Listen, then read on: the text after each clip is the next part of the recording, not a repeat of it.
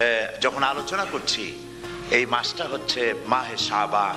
কি মাস বলুন তো? মাহে শাবান। শাবানের শেষ পর্যায়ে আমরা চলে এসেছি। আমরা এখন মুখোমুখি হয়েছি মাহে রমজানুল মুবারক।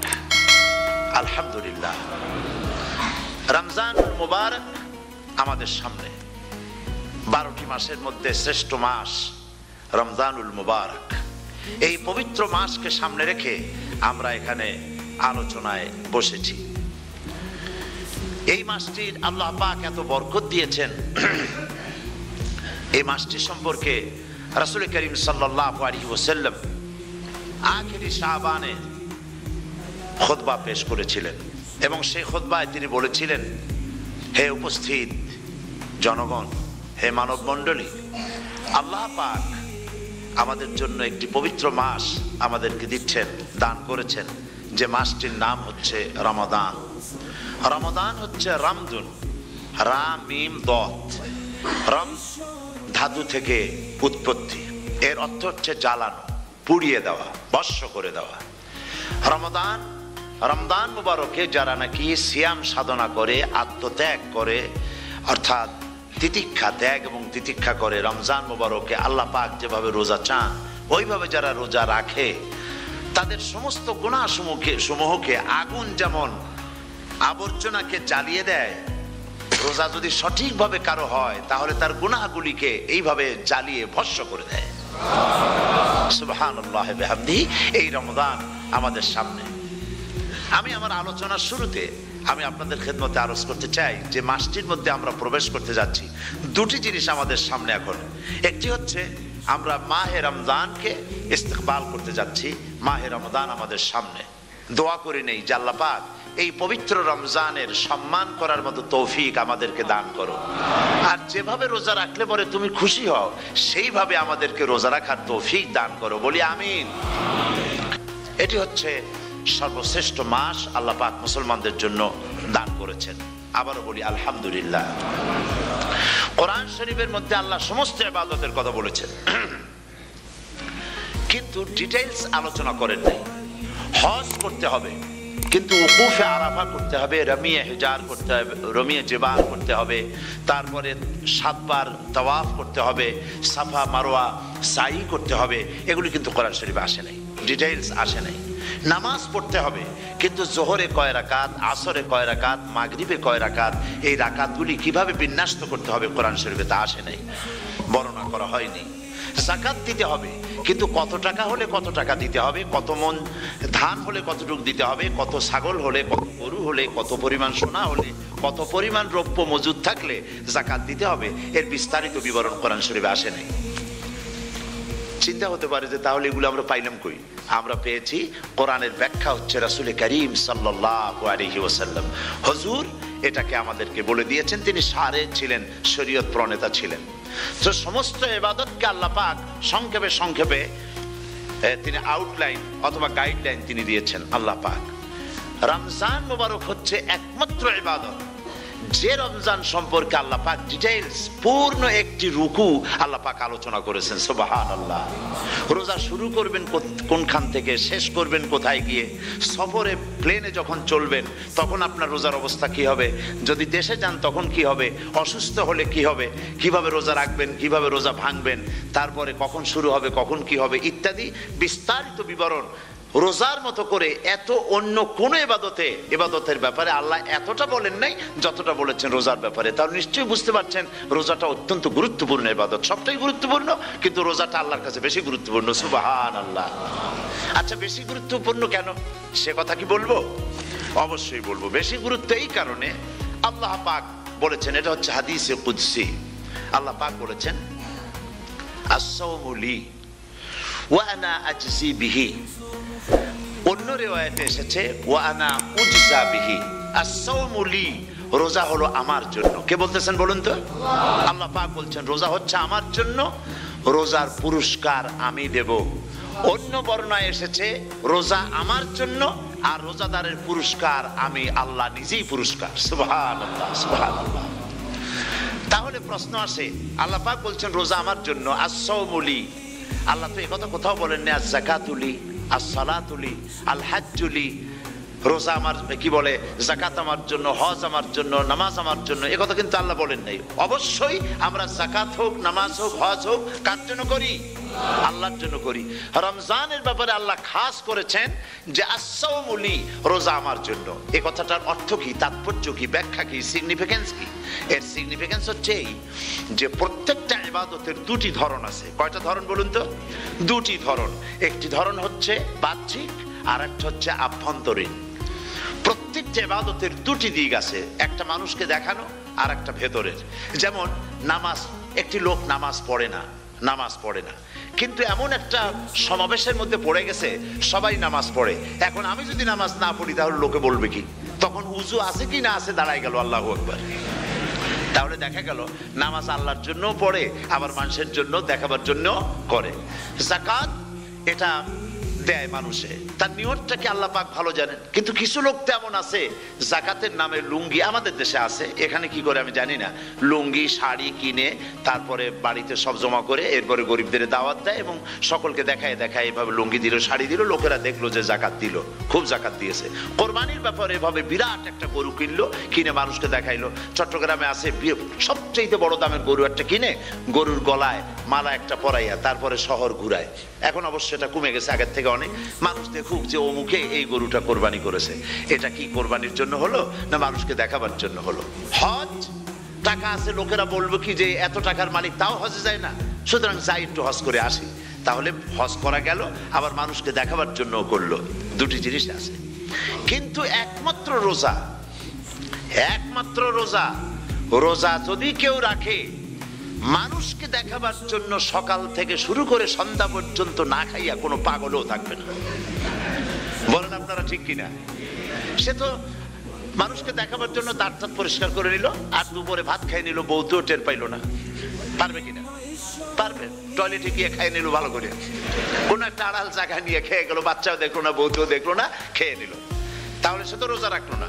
আল্লাহ পাক বলছেন আস-সাওমুলি, রোজা হচ্ছে আমার জন্য। যে রোজা রাখে আমার জন্যই রাখে, মানুষকে দেখাবার জন্য সারাদিন না খেয়ে থাকার কোনো প্রশ্নই ওঠে না। সুবহানাল্লাহ। সুতরাং রোজা যে রাখলো সে আমার জন্যই রাখলো।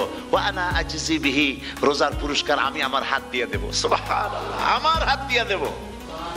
ম্যানেজার যদি বলে এই কাজগুলি করলে পরে বেতন, নির্ধারিত বেতন পাবা, আর এইটা যদি করো তাহলে বেতনটা আমি দেবো আমার হাত দিয়ে, তাহলে এমপ্লয় যারা তারা বুঝতেই পারবে যে মালিক যখন নিজেই দেবে তাহলে ম্যানেজারের মতো দেবে না, মালিকের মতোই বড় করে দেবে। তো আল্লাহ পাক ফেরেশতাদের কাছে এটা রাখেন নাই, সব নাকি তোমরা লেখো গিয়া, আর রোজার সওয়াব আমার হাত দিয়ে আমি দেব। সুবহানাল্লাহ।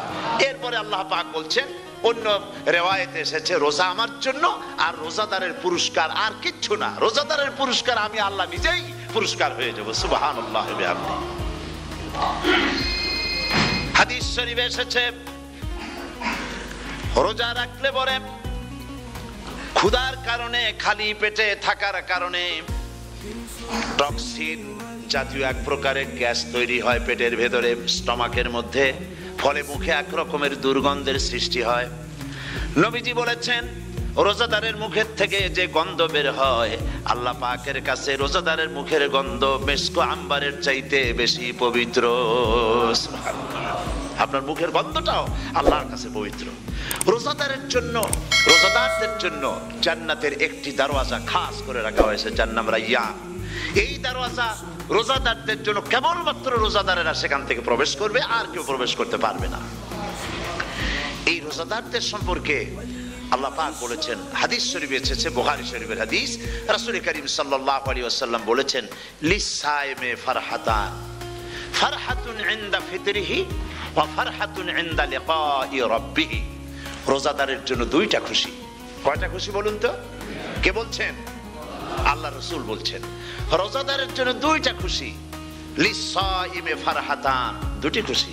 ফারহাতুন ইনদা ফিতরিহি, একটা খুশি হচ্ছে ইফতারের সময়। এই ফিতরিহি দুটি কথা, এই একটি কথার দুটি ব্যাখ্যা হয়। একটা হচ্ছে ইফতারের সময়, ইফতারের কথা বলা হয়েছে, আর ঈদের কথাও এর মধ্যে বলা হয়েছে। ইফতারের সময় হলো একটা খুশি, আর একটা খুশি হচ্ছে ইনদা লিকাই রাব্বিহি, যখন রোজাদারের সঙ্গে আল্লাহ পাক দেখা করবেন তখন হবে আরেকটা খুশি। তার মানে হচ্ছে রোজাদারদের সঙ্গে স্পেশাল আল্লাহ রাব্বুল আলামিন সাক্ষাৎকারের ব্যবস্থা করবেন। সুবহানাল্লাহ।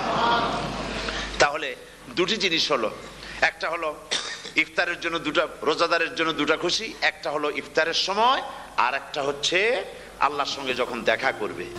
তো ইফতারের যে খুশিটা, এই খুশি রোজাদার ছাড়া কেউ বুঝবে না।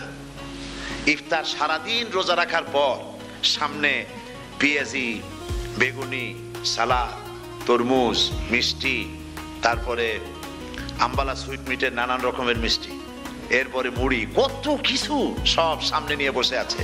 দেখছেন অবস্থা? সমস্ত কিছু সামনে বসা, ঘড়ির দিকে তাকানো। আপনি যদি 5 মিনিট আগে খান, ফেরেশতা এসে মুখের উপর থাপ্পড় মারবে, বেটা খাইলি কেন? বলবে কেউ? বলবে না। কোন ফেরেশতা লাঠি নিয়ে দাঁড়ায় আছে? দাঁড়ায় নাই। কিন্তু আপনি খাচ্ছেন না কেন? সুবহানাল্লাহ, সুবহানাল্লাহ বলবেন না? অন্তত 1500 বছর আগে আল্লাহ রাব্বুল আলামিন নির্দেশ করে রেখেছেন, সূর্য সাদা হওয়া থেকে, পূর্ব দিগন্ত সাদা হওয়া থেকে শুরু করে পশ্চিম দিগন্তে যখন কালো হয়ে কালো রেখা দেখা দেবে, যখন মাগরিব হয়ে যাবে, সূর্যাস্ত যাবে, ততক্ষণ পানাহার আর স্ত্রী সম্ভোগ থেকে বিরত থাকো। 1500 বছর আগের আল্লাহ রাব্বুল আলামিনের এই নোটিশ কিভাবে কার্যকরী হচ্ছে উম্মতের মধ্যে, মুসলমানদের ভেতরে। খাবার সামনে আসে, পিপাসা লেগেছে, এখন তো পিপাসা লাগে না, খুব ঠান্ডার সময়, এখন রোজা রাখতে খুব মজা হবে, তাই না? খুব মজার রোজা। কিন্তু এই রোজা যখন জুন মাস আর জুলাই মাসে আসবে, তখন টের পায় মানুষ রোজা কাকে বলে। প্রচন্ড পিপাসা, সামনে সব খাবার পড়ে আছে, একটা খাবারের দিকে রোজাদারের হাত যায় না, ঘড়ির দিকে তাকায় আর চুপ করে বসে বসে আল্লাহর জিকির করতে থাকে। আল্লাহ কয়, ফেরেশতারা দেখ, এই বান্দা বানাইতে নিষেধ করছিলি। সুবহানাল্লাহ। আল্লাহ খুশি হয়ে যান। রোজাদার অপেক্ষা করতে থাকে, ঠিক যখন কাটায় কাটায় সময়টা এসে গেছে, তখন আল্লাহর নাম করে খুরমা দিয়ে, পানি দিয়ে ইফতার শুরু করে দিল। আল্লাহ পাক খুশি হয়ে গেলেন। এই যে ইফতার, সারাদিন রোজা রেখে ইফতার করায় যে মজা, রোজা রাখলো না এরকম লোকেরাও কিন্তু ইফতার করে, করে না? পুরান ঢাকায় আছে, ঢাকার তো কয়েকটা এলাকা আছে, পুরান ঢাকার লোকেরা নাকি বলে যে, যারা রোজা রাখে না তারা বলে যে রোজা না রাখে একরকম পাপ করছি, আর ইফতার না করে কবিরা গুনাহ করবো নাকি, ইফতার তো করাই লাগে। তো খুব মজা করে ইফতার করে তারা। তো সারাদিন রোজা রেখে পেঁয়াজি, ছোলা, বুট, মুড়ি খাওয়ায় যে মজা, সারাদিন ভাত খাইয়া তারপরে ইফতারের শরীক হওয়া, ছাগলে ঘাস খাইলে যেমন লাগে ওইরকম তার মুখে লাগে, এই মজা পাবে না। রোজাদারের যে মজা লাগে সেই মজা সে পাবে না। সারা মাস রোজা থাকার পর, আল্লাহর হুকুমে সারা রাত রোজা রাখার পর, তারপরে ঈদের দিনে জামা কাপড় পরিষ্কার করে, শেরওয়ানি গায়ে লাগাইয়া, পাঞ্জাবি পরে, আতর মেখে, এরপরে ঈদের জামাতে যখন দাঁড়ায় যায়, সে যে মজা পায়, সারা মাস রোজা রেখে ঈদের জামাতে গিয়ে সে যে মজা পায়, যে রোজা রাখলো না, ঈদের দিনে খুব জামা, পাজামা, সেন্ট এগুলো মেখে টেকে প্রথম কাতারে গিয়ে দাঁড়ায় গেছে, ও সেই মজা পাবে না। ওর মনের মধ্যে একটা চোর চোর ভাব থেকেই যায়। সে মনে মনে ভাবে, এই জামাত আমার না, জোর করে আসছি, এইখানে দাঁড়াবার যোগ্যতা আমার নাই। মনের মধ্যে সে একটা অপরাধী ফিল করে, সে ফিল করতে থাকে। সুতরাং রোজাদারের জন্য দুইটা খুশি, একটা হচ্ছে ইফতারের সময়, আর একটা খুশি হবে যখন আল্লাহ তাদেরকে দেখা দেবেন। সুবহানাল্লাহ। এই রোজা আল্লাহ পাক দান করেছেন। আচ্ছা, কি জন্য রোজা আমাদের দিলেন? এই জন্য দিয়েছেন যে একটা মাস পৃথিবীর মুসলমানরা না খেয়ে থাকুক দিনের বেলায়, ওই না খেয়ে থাকার যে খাবারগুলি বাঁচবে, এগুলি আল্লাহ অন্য কোনো এলাকার মানুষদের খাওয়াবেন নাকি? এই জন্য করেছেন রোজা, এই জন্য করেন নাই। রোজার ফজিলত আল্লাহর নবী বলেছেন, রমজান মুবারকের এত ফজিলত, মানুষ যখন কোন ইবাদত করে, আল্লাহ পাক সেই ইবাদতের নেক আমলের সওয়াব 10 থেকে শুরু করে 700 পর্যন্ত বাড়ায় দেন। 10 থেকে শুরু করে 700 করে 700 বাড়ায় দেন, ইল্লা সাওম, রোজা ছাড়া। নবীজি বলেছেন, রমজান মুবারকে কেউ যদি একটি নফল কাজ আদায় করে, একটি নফল ইবাদত করে, অন্য মাসের একটি ফরজ আদায় করার সওয়াব আল্লাহ পাক নামায় আমলে দিয়ে দিবেন। রমজান মুবারকে কেউ যদি একটি ফরজ আদায় করে অন্য মাসের 70টি ফরজ আদায় করার মতো সওয়াব আমলনামায় আল্লাহ দিয়ে দিবেন। সুবহানাল্লাহ। এই মাস আমাদের সামনে, আল্লাহু আকবার বলি, আল্লাহু আকবার বলি, আলহামদুলিল্লাহ। এই পবিত্র মাস আমাদের সামনে। এই মাসে এত সওয়াব, নফল হয় ফরজের মতো, আর ফরজ হয় 70টা ফরজের মতো। এত সওয়াব কেন হইল? আমরা না খেয়ে থাকি সেই জন্য নাকি? বলতে পারেন কেন হলো? একটি কারণ, শাহরু রমাদান আল্লাযী উনজিলা ফীহিল কুরআন। সুবহানাল্লাহ বলবেন না? এই রমজান মাস হচ্ছে সেই মাস যে মাসে আল্লাহ রাব্বুল আলামিন কোরআনে কারীমকে নাজিল করেছেন। এই মাসের মধ্যে একটি রাত আছে, খায়রুম মিন আলফি শাহর, যে রাতটি 1000 মাসের চাইতে বেশি গুরুত্বপূর্ণ আল্লাহর কাছে। সুবহানাল্লাহ। একটি রাত 1000 মাসের চাইতে গুরুত্বপূর্ণ।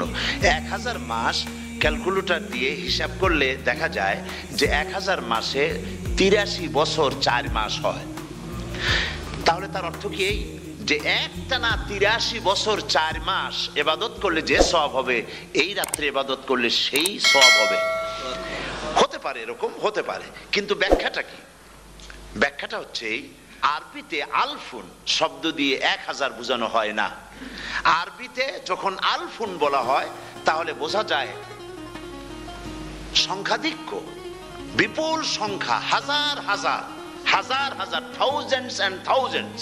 এইটাকে বোঝাবার জন্য আরবিতে ব্যবহার করা হয় আলফুন, হাজার হাজার। তাহলে আল্লাহ কি বুঝাতে চাচ্ছেন? আল্লাহ রাব্বুল আলামিন তিনি আয়াত দ্বারা বুঝাতে চান, এর ব্যাখ্যা হচ্ছে এই পৃথিবীর মানবতার কল্যাণের জন্য, এই পৃথিবীর মানুষের ভালাইয়ের জন্য, মঙ্গলের জন্য হাজার হাজার মাস ধরে এই পৃথিবীর মানুষের যে কল্যাণ হয় নাই, এই রমজান মুবারকে একটা রাত আছে যেই রাতে আল্লাহ রাব্বুল আলামিন মানবতার সেই কল্যাণ করেছেন। সেই কল্যাণ কি দিয়ে করেছেন? শাহরু রমাদান আল্লাযী উনজিলা ফীহিল কোরআন, কোরআন নাজিল করে পৃথিবীর মানুষকে সেই কল্যাণ আল্লাহ দিয়েছেন। সুবহানাল্লাহ। বন্ধুগণ, কোরআন, কোরআন কি নিয়ামত আমাদের কাছে! সেই নিয়ামতকে আমরা চিনলাম না, আমরা বুঝতে পারলাম না কত বড় নিয়ামত আল্লাহ আমাদের দান করেছেন। এই কোরআন যেন আপনি শুনতে পারেন, পড়তে পারেন, বুঝতে পারেন, সেই জন্য আল্লাহ রাব্বুল আলামিন শরিয়াত কি সুন্দর ব্যবস্থা করেছে। কোরআন শোনার জন্য রমজান মুবারকে তারাবিহের নামাজের ব্যবস্থা করা হয়েছে। সুবহানাল্লাহ, সুবহানাল্লাহ। যারা সব সময় পড়তে পারেন না, কোরআন তেলাওয়াত জানেন না, অথবা সারা বছরও এক খতম কোরআন শরীফ পড়া হয় না, শরিয়াত কি সুন্দর বিধান করলো যে আপনি যেন 30 পারা কোরআন শরীফ শুনতে পারেন। এই ব্যবস্থা তারাবিহের নামাজের মধ্যে শরিয়াত করে দিয়েছে। আলহামদুলিল্লাহ, আলহামদুলিল্লাহ। যাদের টাকা কড়ি আছে আমি তাদেরকে অনুরোধ করব, যদি পারেন তাহলে মেহেরবানি করে রমজান মুবারকে উমরা পালন করবেন। আমি উমরার নিয়ত করে এসেছি, ঢাকা থেকে উমরার নিয়ত করে এসেছি, আপনাদেরকে দেখে গেলাম। আর আমি এখান থেকে ডাইরেক্ট মদিনা মুনাওয়ারায় চলে যাব ইনশাআল্লাহ। লাইলাতুল কদর পর্যন্ত হারামাইনুশ শরীফাইনে কাটাতে চাই, নিয়ত করেছি। আপনারা দোয়া করুন আল্লাহ যেন কবুল করেন। কি মজা যখন আপনি হারামাইনুশ শরীফাইনে যখন তেলাওয়াত শুনবেন, আপনার কাছে মনে হবে যেন কোরআন শরীফ নাজিল হতেছে। সুবহানাল্লাহ। সেখানে তো নামাজের পরে হাত তুলে মোনাজাত করা হয় না, শুধুমাত্র রমজান মুবারকে বেতেরের নামাজের মধ্যে ইমাম সাহেব হাত তুলে মোনাজাত করেন। গত বছর রমজান মুবারকের লাইলাতুল কদরে আমি ছিলাম, গত কয়েক বছর ধরে আল্লাহ যাওয়ার তৌফিক দিয়েছেন দয়া করে। সেখানে লাইলাতুল কদরে পত্রিকাগুলি লিখেছে 30 লাখের উপরে লোক ছিল মক্কা শরীফের, হারাম শরীফে 30 লাখের উপরে। যখন তেলাওয়াত হচ্ছে, মোনাজাত করতেছেন ইমাম সাহেব কাঁপতেছেন, মোনাজাত করতেছেন, কাঁদতেছেন, আর গোটা হারাম জুড়ে কান্নার রোল পড়ে গিয়েছে। কিভাবে কাঁদতেছে! সারাদিন মানুষ রোজা রেখে তারপর ইফতার করতে যখন বসে, আমি সেই জান্নাতের কথা কেমনে আপনাদের বুঝাবো? রসগোল্লা কেমন লাগে বক্তৃতা দিয়ে 6 ঘন্টা বক্তৃতা দিয়েও বোঝানো যাবে না। যদি মুখের মধ্যে ঢুকাইতে পারি তাহলে বুঝবেন যে মজাটা কি। এটা তো আমি বুঝাইতে পারবো না কি মজাটা লাগে। সারাদিন রোজা রাখার পর সমস্ত লক্ষ লক্ষ মুসল্লিরা বসে আছে মক্কা শরীফে, কাবা শরীফ সামনে, এখানে বসে আছে। রোজাদারের সামনে আছে জমজমের পানি আর মদিনা মুনাওয়ারার খুরমা, আল্লাহর ঘর সামনে। জান্নাতের থেকে আর কাকে বলে, সুবহানাল্লাহ। আর মসজিদে নববীর ভিতরে মদিনার আকর্ষণ কাশাস আলাদা। মদিনা শরীফের আপনাকে যদি পাইয়া যায় কোন আরব, কোন মাদানী, আপনারা ছাড়বি না, আদর করে পাশে বসাবে, তোমারে আমি এই জিনিস খাওয়াবো, এইটা দিয়ে ইফতার করাবো, আমার কাছ দিয়ে তুমি উঠতেই পারবে না, আপনাকে জোর করে বসায় দিবে। মসজিদে নববীতে রিয়াদুল জান্নাহ রাসূল করিম সাল্লাল্লাহু আলাইহি ওয়াসাল্লামের কবর শরীফের কাছে বসে আপনি ইফতার করতেছেন, কত বড় নসিব। সেই জন্য আমি বলি, হলিডে করার জন্য আমেরিকা, সিঙ্গাপুর, হাবিজাবি এই সমস্ত ঘুরে কোনো লাভ নাই। হলিডে করতে চান, রমজান মুবারকে চলে যান হারামাইনুশ শরীফাইন, মদিনা আল মুনাওয়ারা, মক্কা আল মুকাররমা। কপাল খুলে যাবে, জিন্দেগীর সমস্ত গুনাহ খাতা আল্লাহ পাক মাফ করে দিবেন। রাসূল করিম সাল্লাল্লাহু আলাইহি ওয়াসাল্লাম বলেছেন, রমজান মুবারকে যে উমরা করলো সেজন্য হজ আদায় করলো, সুবহানাল্লাহ। অন্য রিওয়ায়েতে এসেছে, যে ব্যক্তি রমজান মুবারকে উমরা করলো সেজন্য আমার সাথে হজ আদায় করলো, সুবহানাল্লাহ বিহামদিহি। তো বলতেছিলাম যে কোরআনে কারীম হচ্ছে একটি বিরাট নিয়ামত। এই নিয়ামত শোনানো হয় রমজান মুবারকে। আমি এবার এসে খুব খুশি হলাম একথা শুনে যে ইস্ট লন্ডন মসজিদ তারা একটা ব্যবস্থা করেছে, সুন্দর একটা রেডিও তারা আবিষ্কার করেছে, না কি করছেন আপনারা? ট্রান্সমিটার তৈরি করেছেন ওনারা, ওখানে রেডিও বিক্রি করেন। আপনারা বহুটা খরচ করেছেন, তারা হাজার হাজার পাউন্ড খরচ করে টাওয়ার বানিয়েছেন এবং একটা ফ্রিকোয়েন্সি তারা নিজেরা নিয়েছেন, আর রেডিওগুলি 125 পাউন্ড করে ওনারা দিচ্ছেন খরচ হিসেবে। এটা যারা নিয়ে যায় ঘরের মধ্যে বসে তারাবিহের তেলাওয়াত তারা শুনতে পাবেন। মহিলারা অনেক সময় আসতে পারেন না, মহিলারা ঘরে বসে শুনতে পারবেন। ওই ইস্ট লন্ডন মসজিদে যত ওয়াজ হবে, তেলাওয়াত হবে, নামাজ হবে, আজান হবে, ওয়াজ হবে, জিকির হবে, সব আপনার ঘরে বসে আপনি শুনতে পারবেন। আল্লাহ রাব্বুল আলামিন এই ইকদামকে, এই পদক্ষেপকে আল্লাহ কবুল করুন, সবাই বলেন আমিন। এবং প্রত্যেকের ঘরে ঘরে এই রেডিও পৌঁছে যাক, আমরা বলি আমিন। আল্লাহ যেন কবুল করেন। আপনি ঘরে বসে মসজিদের সমস্ত প্রোগ্রাম পেতে পারবেন। আর কি সুন্দর, সেখানে যিনি তেলাওয়াত